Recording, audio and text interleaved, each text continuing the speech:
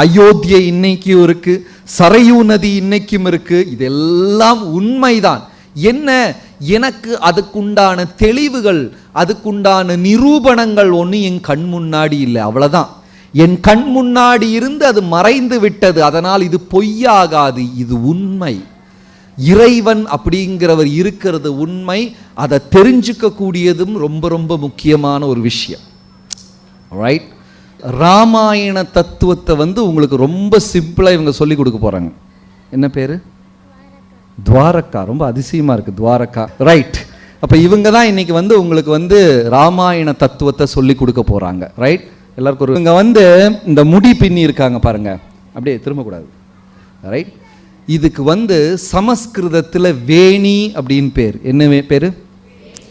திரிவேணி சங்கமம். கேள்விப்பட்டிருக்கீங்களா? அலகாபாத்ல, காசியில திரிவேணி சங்கமம் அப்படின்னு இருக்கு. 3 நதிகள் ஒன்னா சேரக்கூடிய இடம் வேணி அப்படின்னு பேர். ஒரு சைட்ல இருந்து கங்கா வரும், இனி ஒரு சைட்ல இருந்து யமுனா நதி வரும், கண்ணுக்கு தெரியாம சரஸ்வதி நதி வரும். இப்படி 3 நதி சேரக்கூடிய இடத்தை திரிவேணி அப்படின்னு சொல்லுவாங்க. 2 நதியை தான் நம்ம கண்ணால பார்க்க முடியும், 3ஆவதை பார்க்க முடியாது. புரிஞ்சுதா? அப்ப இந்த மாதிரி தலைமுடி பின்றத என்ன சொல்லுவாங்க? வேணி அப்படின்னு சொல்லுவாங்க. இப்படி பின்னணும்னா எவ்வளவு பஞ்ச் முடி வேணும், எவ்வளவு கட்டு முடி வேணும்? இந்த மாதிரி பின்னணும்னா 3 கட்டு வேணுமா? உங்களுக்கு எவ்வளவு தெரியுது? 2. 3ஆவது எங்க போச்சு? உள்ளையா? ரைட்? அப்போ 3 கட்டு முடி வேணும். அதை பின்னி எடுத்தா இந்த மாதிரி 2 கட்டு தான் தெரியும், 3ஆவது கட்டு தெரியாது. ஆனா 3ஆவது கட்டு இல்லைன்னா இதை இப்படி பின்ன முடியுமா? பின்ன முடியாது. வாழ்க்கையில இதே மாதிரி 3 விஷயங்கள் இருக்கு. முதல் விஷயம் நான். எல்லாருக்குமே அவங்கள பத்தி தெரிஞ்சுக்கணும் ரொம்ப பிடிக்கும். ராமாயணம் சொன்னனால ஆளுங்க அப்படியே தூங்கிட்டு இருக்காங்க. இதே நான் இங்க ஃப்ரீயா உங்களுக்கு ஜாதகம் பார்த்து தர்றேன் அப்படின்னு சொன்னேன்னு வைங்க, எல்லாரும் இப்படி கியூல நின்றுவாங்க, கையை காலை நீட்டிக்கிட்டு. என் வெள்ளி எங்க போனா, சனி யார் கூட போச்சு, புதன் எங்க போனான்லாம் கேட்டுக்கிட்டு. இல்லையா? நம்ம எல்லாருக்குமே நம்மளை பத்தி தெரிஞ்சுக்கணும். நான் எப்படி, என் வாழ்க்கை நல்லா இருக்குமா, நான் பெரிய ஆளா ஆயிடுவேனா அப்படின்லாம். அப்படி டெய்லி கண்ணாடி முன்னாடி எவ்வளோ நேரம் டைம் ஸ்பெண்ட் பண்றோம். எவ்வளோ ஸ்பெண்ட் ஆனாலும் அதே மூஞ்சி தான், மூஞ்சி எல்லாம் மாறாது. இருந்தாலும் மணி நேரம் அப்படி ஸ்பெண்ட் பண்ணிக்கிட்டே இருப்போம். நம்ம எல்லாருக்குமே நம்மளை பத்தி தெரிஞ்சுக்கணும், முதல் விஷயம். 2ஆவது, என்னை சுத்தி என் வாழ்க்கை, என் மனைவி, என் குழந்தை, கணவன், பணம், வீடு, இதெல்லாம் பத்தி தெரிஞ்சுக்கணும். இது 2 விஷயங்கள். இந்த 2 விஷயங்களையும் ஒன்னா சேர்க்கக்கூடியது இறைவன் இதுக்கு நடுவுல. ஆனா பார்க்க முடியுதா? முடியாது. இந்த திரிவேணியில 3ஆவது செட்டு முடிய பார்க்க முடியாதது மாதிரி நம்ம வாழ்க்கையில நான், என்னை சுற்றி உள்ளது, இதுக்கு நடுவுல யார் இருக்கா? இறைவன் இருக்கார். பார்க்க முடியுதா? பார்க்க முடியல. ஆனா இந்த இறைவன் இல்லைன்னா இது ஒன்னா சேருமா? இந்த 3ஆவது செட்டு முடியலன்னா இந்த 2ம் சேருமா? சேராது. அதே மாதிரி இறைவன் இல்லைன்னா நான், என்னுடைய வாழ்க்கை அர்த்தமில்லாததா மாறிடும். இப்போ நம்ம சின்ன செயின் எல்லாம் நிறைய பேர் போட்டிருக்காங்க. அதுல நிறைய பேர்ல்ஸ் இருக்கு, முத்துக்கள் இருக்கு. இந்த முத்துக்கள் எல்லாம் எப்படி சேர்ந்து நிக்குது? அதுக்குள்ள ஒரு நூலோ கம்பியோ ஏதாவது இருக்கும். சூத்ரே மணிகணாயிவா, இந்த மணிகள் மாலையில் எப்படி சேர்ந்து நிற்கிறதோ, அந்த நூலு கட்டாயிருச்சுன்னா என்ன ஆயிடும்? இந்த முத்தெல்லாம் கீழே விழுந்துரும். இந்த நூலு தான் கனெக்ட் பண்ணுது, ஆனா நூலை பார்க்க முடியுமா? முடியாது. அதே மாதிரி நான், என் வாழ்க்கை, இதுக்கு எல்லாத்துக்குமே அடிஸ்தானம் யாரு? பகவான் தான். நம்பினாலும் சரி, நம்பலனாலும் சரி, இந்த அடிஸ்தானம் இல்லைன்னு வச்சுக்கோங்க, வாழ்க்கைமே ஆட ஆரம்பிச்சிடும். புரிஞ்சுதா? அதுதான் ராமாயணத்தினுடைய தத்துவம். தேங்க்யூ. பாவம், ரொம்ப பயந்துட்டாங்க. ரைட்? அப்போ வாழ்க்கையினுடைய தத்துவமே அதுதான். நம்ம வாழ்க்கையில, என் குடும்பத்துல, என்னுடைய தினசரி நடவடிக்கைகள்ல எல்லாத்திலையுமே யார் இருக்கா? பகவான் இருக்கார். அதை நம்ம தெரிஞ்சுக்கணும். வாழ்க்கை நிம்மதியா முன்னாடி போகும். ரைட்? சரி. கோவிந்த ஜெய ஜெய, கோபால ஜெய ஜெய, ராதாரமண ஹரி கோவிந்த ஜெய ஜெய கோவிந்த.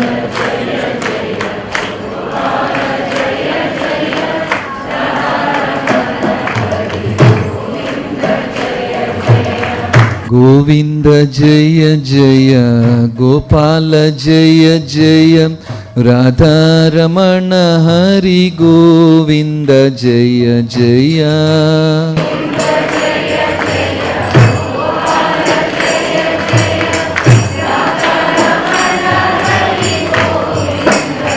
எல்லாரும் பாடுங்க. கோவிந்த ஜெய ஜெய கோபால ஜெய ஜெய ராதாரமண ஹரி கோவிந்த ஜெய ஜெய கோவிந்த.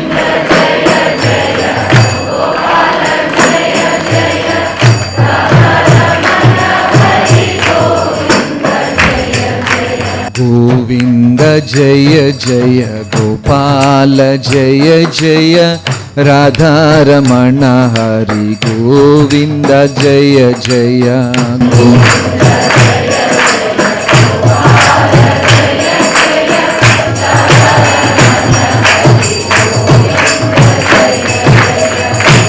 அப்ப இந்த பஜனை எல்லாம் பாடும்போது கை தட்டுறாங்க பார்த்திருக்கீங்களா? எதுக்கு தட்டுறாங்க? சில தலையெல்லாம் ஆட்டி அப்படியே தொடையிலெல்லாம் தட்டி அப்படியே அப்படியெல்லாம் தட்டி கையெல்லாம் தட்டி ஏன் தட்டுறாங்கன்னு தெரியுமா? அதுக்கு கூட ஸ்கந்த புராணத்துல ஒரு அழகான அர்த்தம் சொல்லியிருக்கு. இது கரத்தாளம் அப்படின்னு பேர். கரம்னா கை, கையினால் தாளம், கரத்தாளம் அப்படின்னு பேர். இது ஏன் தட்டுறோம்னா, நம்ம எல்லாருமே அம்மாவனுடைய உதரத்திலிருந்து தான் பிறந்தோம், கர்ப்பத்திலிருந்து தான் பிறந்தோம் இல்லையா? யாராவது ஃப்ரிட்ஜில் இருந்து வந்தவங்க இருக்கீங்களா? எல்லாருமே அம்மாவனுடைய கர்ப்பத்திலிருந்து தான் வந்தோம். அதுவும் பிறக்கும் போதே தலைகீழா பிறந்துட்டோம் எல்லாருமே. அப்படியே தலைகீழா ஒரு என்ன சொல்றது, அண்டிப்பருப்பு, ஒரு இந்த கேஷ்யூ நட் இருக்குல்ல, முந்திரி கொட்டை, அந்த மாதிரி இப்படி எல்லாம் தலைகீழா கிடந்தோமா அம்மா வயிற்றுக்குள்ள. ஒரு 3வது மாதம் 4வது மாதம் ஆகும்போது அப்படி சென்று வரும்போது இந்த மாம்ச பிண்டத்திலிருந்து அப்படி கை கால்கள் எல்லாம் தனியா பிரியும். அப்படி காலெல்லாம் மடங்கி இருந்தது. அப்படி 4ஆம் மாசம் ஆகும்போது அப்படி மெதுவா கால்கள் பிரியும். கைகள் ரெண்டும் இப்படி தலைக்கு மேல இருந்து அப்படி மெதுவா கைகள் பிரியும்.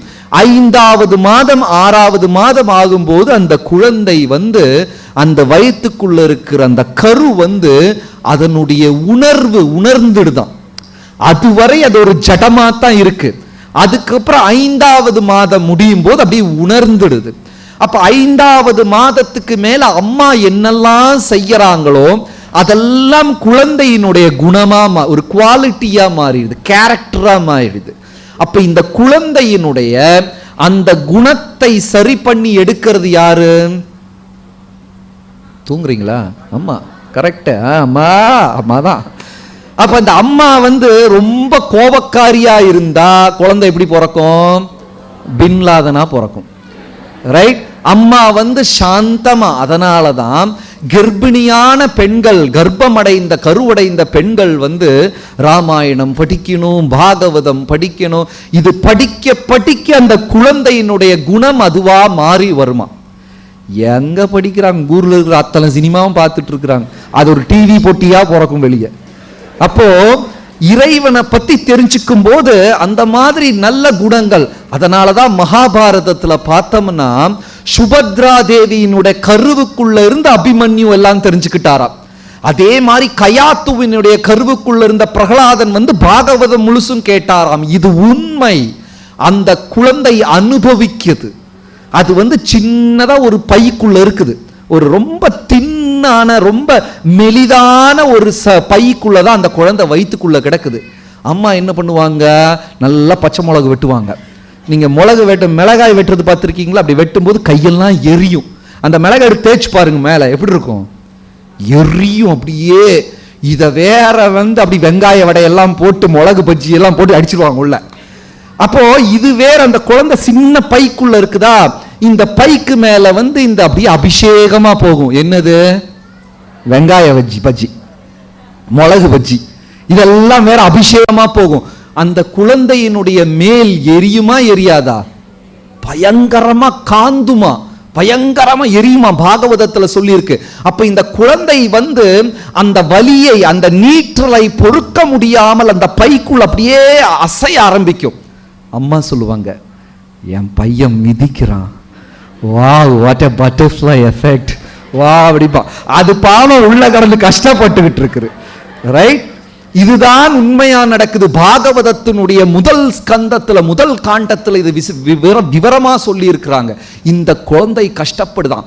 5வது மாதம் 6வது மாதம் ஆகும்போது அதனுடைய உணர்வெல்லாம் வந்து அம்மா என்னெல்லாம் செய்யறாங்களோ அதெல்லாம் அதனுடைய குணமா, கேரக்டரா, தன்மையா அது மாறுது.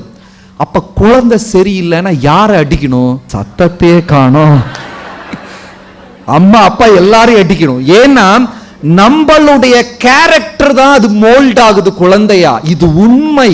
என்னுடைய கர்மம், என்னுடைய செய்வினை, என்னுடைய சிந்தனை, என்னுடைய செயல், இயல்பு, தன்மை இதெல்லாம் சேர்ந்துதான் என் மகனாக பிறக்கிறான். அது வேற யாரோ கிடையாது, அந்த பக்கம் பேங்க்ல இருந்து வாங்கிட்டு வந்தது கிடையாது. என்னுடைய குணம்தான் மகனாக பிறக்கிறான். அப்ப அவனை போய் சும்மா திட்டிக்கிட்டு பிரயோஜனம் இருக்கா? அது கருவுக்குள்ள இருக்கும் போதே நம்ம நேரா இருந்திருக்கணும், அது நல்லதா பிறந்திருக்கும். ரைட்? அந்த மாதிரி அதனுடைய உணர்வு வருதான் அந்த மாதிரி அந்த குழந்தைக்கு. அப்போ இது வந்து கர்ப்பத்துக்குள்ள கிடக்கும் போது 5வது மாதம் கைகள் 2 அப்படி தலையிலிருந்து பிரியுமா. பிரம்மா வந்து தலையெழுத்து அப்படின்னு சொல்லியிருக்கார், கேள்விப்பட்டிருக்கீங்களா? என்னுடைய முன்ஜென்ம கர்ம வினை படி ஒரு நாளைக்கு ஒரு ஆஸ்பத்திரியில பார்த்துக்கோங்க, நல்ல பணக்கார வீட்டு குழந்தைகளா சிலது பிறக்குது, பாவப்பட்ட வீட்டு குழந்தைகளா, ஏழையின் வீட்டு குழந்தைகளாக சிலது பிறக்குது. சிலது பிறக்கும் போதே கண்ணு தெரியாது, காது கேட்காது, இந்த மாதிரி பிறக்குது. நமக்கு தெரியும் நல்ல வீட்டில் பிறக்குது, சந்தோஷமா இருக்க போகுது, ஏழையினுடைய வீட்டில் பிறக்க போகுது, கஷ்டப்பட போகுதுன்னு தெரியும். பிறப்பிலே ஏன் இந்த வித்தியாசம்? ஏன் கடவுள் இப்படி படைக்கிறார்? என்ன காரணமா இருக்கும்? முன்ஜென்ம கர்மவினை, நம்புனாலும் சரி நம்புலனாலும் சரி கர்மவினை தான் அதற்கு காரணம். அப்ப வந்து இந்த கர்மா தலையெழுத்து எழுதி வச்சிருக்குது. அதாவது இவன் 8ஆம் கிளாஸ்ல இவ்வளவு மார்க் எடுக்கணும், 10ல் இப்படி இருக்கணும், சைக்கிள்ல இருந்து கீழே விழுகணும், 25ல் கல்யாணம் பண்ணி பொண்டாட்டி கையில இருந்து அடி வாங்கணும், இதெல்லாம் எழுதி வச்சிருக்கலாம். இதுல இருந்தாலும் தப்பிக்கவே முடியாது. அப்ப இந்த தலையெழுத்து தான் இந்த கருவில் கிடக்கக்கூடிய குழந்தையின் கையில் அப்படியே ரேகைகளா, கோடுகளா பதியுதான். இந்த கை இப்படி தலையிலிருந்து ஸ்பிளிட் ஆகுது இல்ல, 5ஆம் மாசம் 6ஆம் மாசம். அப்ப அந்த 6வது மாதம் தலைமேல் எழுதப்பட்ட எழுத்துக்கள் தான் கைகளில் என்னவா மாறுது? கோடுகள், ரேகைகளா மாறுதான். அப்ப வந்து இறைவனுடைய திருநாமத்தை பாடும்போது சந்தோஷமா கைத்தட்டி பாடுனாங்கன்னா பாவங்களாகின்ற இந்த பறவைகள் வந்து வாழ்க்கையிலிருந்து பறந்து போயிடும். அதனால தான் கரத்தாளம் பஜனை பாடும்போது என்ன பண்றாங்க? கை தட்டுறாங்க. இந்த கோடுகள்லாம் கை எடுத்து பாருங்க, மொத்தம் கொலையா இருக்கும், கையில ஒரே வெட்டும் குத்துமா இருக்கும் இல்லையா? இத வந்து தட்டுங்க, 3 வரி தான் இருக்கணும், பாக்கி ஒண்ணுமே கையில இருக்கக்கூடாது. 3 கோடு தான் இருக்கணும், அத்தனை அழிஞ்சு போயிடும், அந்த மாதிரி அடிக்கணும். இந்த மாதிரி அந்த காலத்துல இறைவனின் திருநாமத்தை பாடி பஜனை பாடும்போது அனைவரின் வாழ்க்கையும் தன்யமாக மாறிவிடுமாம். இது உண்மை. ரைட்? ரகுபதி ராகவ ராஜாராம் பதித பாவன சீதாராம். ரகுபதி ராகவ ராஜாராம் பதித பாவன சீதாராம். சீதாராம் லக்ஷ்மண ஹனுமான் கீ. அப்போ ராமாயணத்தின் முதன் காண்டம் எது? உத்தர காண்டம். 7வது காண்டத்தை முதல்ல வந்து வால்மீகி முனிவர் விளக்கியிருக்கார். கம்பரும் அதே மாதிரி 7வது காண்டத்தை முதல்ல விளக்கியிருக்கார். அதாவது சீதாராம் லக்ஷ்மண் ஹனுமான், அவர் சீதாதேவி ராமச்சந்திரமூர்த்தியினுடைய பட்டாபிஷேகம் முடிதான்.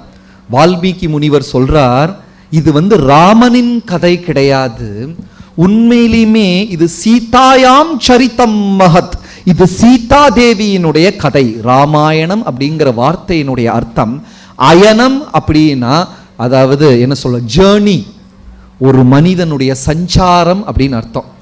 தமிழ்ல கூட ஒரு சினிமா வந்ததே அயன் அப்படின்னு, கேள்விப்பட்டிருக்கீங்களா? ஆமா, யார் நடிச்சா பாருங்க, எவ்வளோ கரெக்டா சொல். ராமாயணோட அக்கா, ராமரோட அக்கா பேர் என்னன்னா ஒரு பயலுக்கு தெரியாது நம்ம ஊர்ல. இல்லையா? ராமருக்கு ஒரு அக்கா இருக்காங்க, பேர் சொல்லுங்க பார்க்கலாம். ராமரா? ராமரோட அக்கா பேரை கேட்டா ராமர் சொல்றாங்க. ராமருடைய அக்கா பாருங்க, இப்பதான் வாழ்க்கையில முதல் முறையை யோசிக்கிறாங்க, அப்படியோ அப்படின்னு. ஆனா அயன் சினிமால யார் நடிச்சான்னு கேட்டா அப்படி ஃபிங்கர் டிப் அப்படி வருது வெளியே, இல்லையா? பாரத் மாதா கி ஜெய். சரி, அயனம் அப்படின்னா ஒரு மனிதனுடைய சஞ்சாரம் அப்படின்னு அர்த்தம். அயன், அயனம்.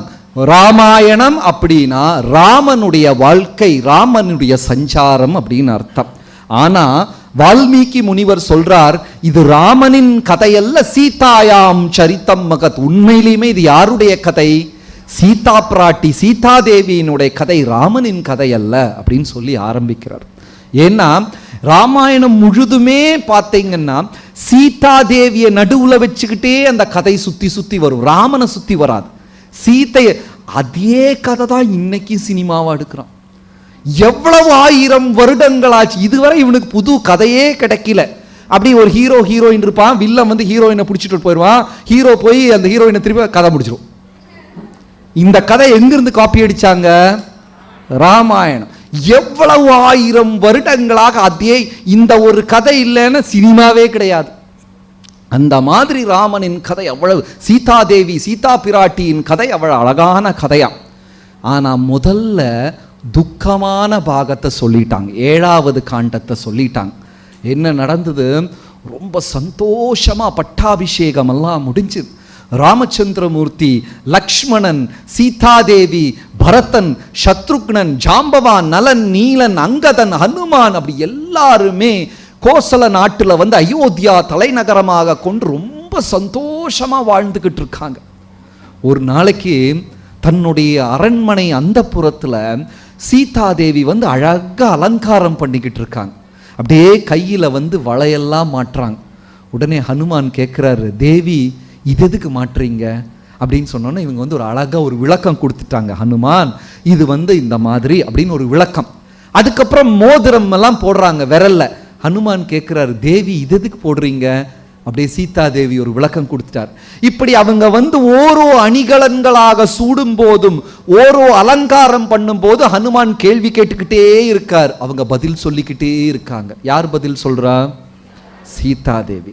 கடைசியில வந்து அழகா அந்த நெத்தி சுட்டி எல்லாம் வச்சு சீதாதேவி கொஞ்சம் குங்குமம் எடுத்து அப்படி நெத்தியில போட்டுக்கிட்டாங்களாம். இந்த கல்யாணமான பெண்கள் எல்லாம் வந்து அப்படி போட்டுக்குவாங்க. அப்ப அப்படி குங்குமம் போட்ட உடனே ஹனுமான் கேட்கிறார், சிந்தூரம், தேவி இதை ஏன் போட்டீங்க அப்படிங்க. சீதாதேவிக்கு பதில் சொல்லி போதும் போதும் ஆயிடுச்சு. இதெல்லாம் இந்த குரங்குக்கு எப்படி போய் சொல்லி கொடுக்கறது அப்படின்னு மனசுல நினைச்சுக்கிட்டு ஹனுமான், இதை நான் வச்சுக்கிட்டேன்னா ராமருக்கு வந்து பரமமான ஆனந்தம் உண்டாகும், பரவச நிலையை அடைஞ்சிருவார், ரொம்ப சந்தோஷம் ஆயிடுவார் அப்படின்னு சொன்னாங்க. ஹனுமானும் சரின்ட்டு போயிட்டார். அடுத்த நாளைக்கு அரண்மனையில் ராமர் சீதாதேவி கூட பின்னாடி லக்ஷ்மணன் வெண்கொற்ற கொடையை பிடிச்சுக்கிட்டு இருக்கார். பரதன் ஒரு பக்கம், சத்ருக்னன் ஒரு பக்கம், அப்படியே ஜாம்பவான், அனைத்து பேரும் அந்த உன்னதமான மனிதர்கள், உயர்ந்த மனிதர்கள், மகாத்மாக்கள் எல்லாம் அப்படி அந்த அரண்மனையில கூடிக்கிட்டு இருக்காங்க. ஹனுமான் அப்படி வந்தார் அரண்மனைக்குள்ள. தலையிலிருந்து காலு வர செவப்பு கலர்ல அப்படியே குங்குமத்தால் அபிஷேகம் பண்ணிட்டு வந்துட்டார். நீங்க வடநாட்டில் பார்த்துருக்கீங்களா? எந்த ஹனுமான் கோயிலுக்கு போங்க, ஹனுமான் என்ன கலர்ல இருப்பாரு? சிகப்பு. ஏன் தெரியுமா? இதுதான் கதை. அப்படியே ஃபுல்லா குங்குமம் போட்டு வந்துட்டார். தலையிலிருந்து கண்ணு மட்டும் தான் நடுவில் தெரியுது, பாக்கி எல்லாம் ரெட் கலர்ல இருக்குது. உடனே அப்படியே எல்லாரும், ஹனுமான் என்னாச்சு உனக்கு அப்படின்னு கேட்குறாங்க.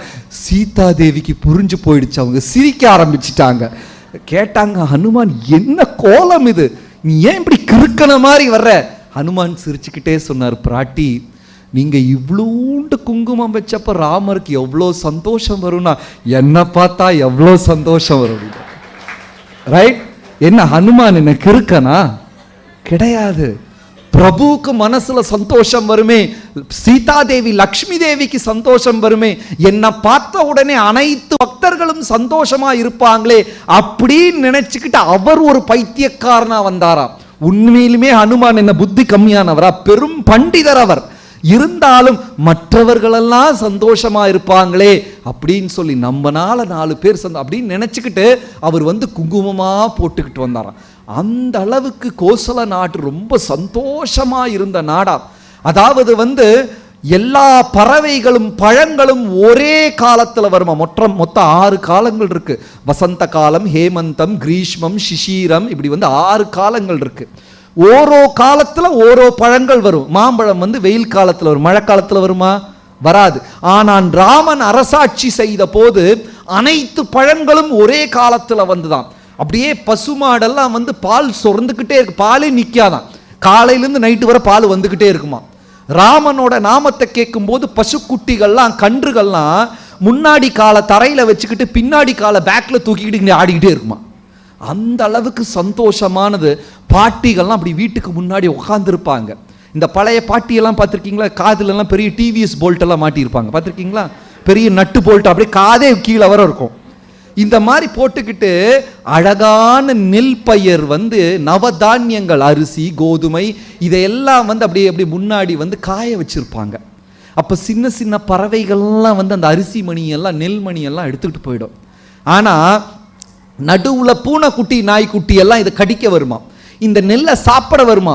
அப்ப இந்த பாட்டிக எந்திரிச்சு போய் அந்த நாயை ஓட்டுறதுக்கு பயந்துகிட்டு சோம்பேறித்தனப்பட்டுக்கிட்டு இந்த காதுல இருக்கிற தங்கத்தினாலான டிவிஎஸ் போல்ட்டை கழட்டி எறிவாங்களாம். அந்த அளவுக்கு செழிப்பானது ராமராஜ்யம். இப்ப அரசியல்வாதிகள் சொல்றாங்களே, அதெல்லாம் கிடையாது. உண்மையான ராமராஜ்யம் வேற. இது வேணும் இது கிடையாது அப்படின்னே கிடையாது. மனிதர்களுக்கு வயதே ஆகாதா, எல்லாருமே இளமையா இருப்பாங்களாம், வியாதிகள் கிடையாதா, அனைத்து மனிதர்களும் சந்தோஷமா இருப்பாங்களாம். அந்த மாதிரி ஒரு அரசு. ராமச்சந்திர பிரபு கி ஜெய். அந்த அளவுக்கு சந்தோஷமா ஆட்சி பண்ணிக்கிட்டு இருந்தாங்க ராமன் அரசாட்சி. அப்போ அங்க ஒண்ணுக்குமே குறை கிடையாது.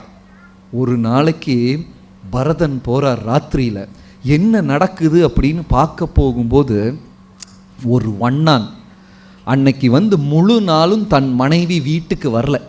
எங்கேயோ போய் பொழுது சென்று அவள் திரும்பி வந்தாள் மனைவி. உடனே அந்த வண்ணான் சொல்றான் மனைவி கிட்ட. பரதன் கேட்கிறார், அவர் மாறு வேடத்துல போயிருக்கார், எல்லாரும் நல்லா இருக்காங்களா, பிரஜைகள் எல்லாம் சந்தோஷமா இருக்காங்களா அப்படின்னு பார்க்க போயிருக்கார். யார் பேசிக்கிட்டு இருக்கா? வண்ணான் பேசிக்கிட்டு இருக்கார். மனைவி கிட்ட திட்டிக்கிட்டு இருக்கார். என்ன ராமன் நினைச்சியா? யாரோ வீட்டுல போய் நீ இருந்துட்டு வந்திருக்கிற, ஒரு பொழுது சாஞ்சிட்டு நீ வந்திருக்கிற, நான் என்ன கையால் ஆகாதவனா? என்ன ராமன் நினைச்சியா நீ? இனி அந்த வீட்டுல உனக்கு இடமே கிடையாது, இறங்கி போயிடு அப்படின்னு சொல்லி மனைவியை துரத்தி விடுறார். அந்த வார்த்தை பரதனின் காதுல விழுந்தது. அந்த வார்த்தைகள் பெரிய அம்பை எடுத்து தீக்குள்ள வச்சு இதயத்துல ஏத்துனா எப்படி இருக்கும்?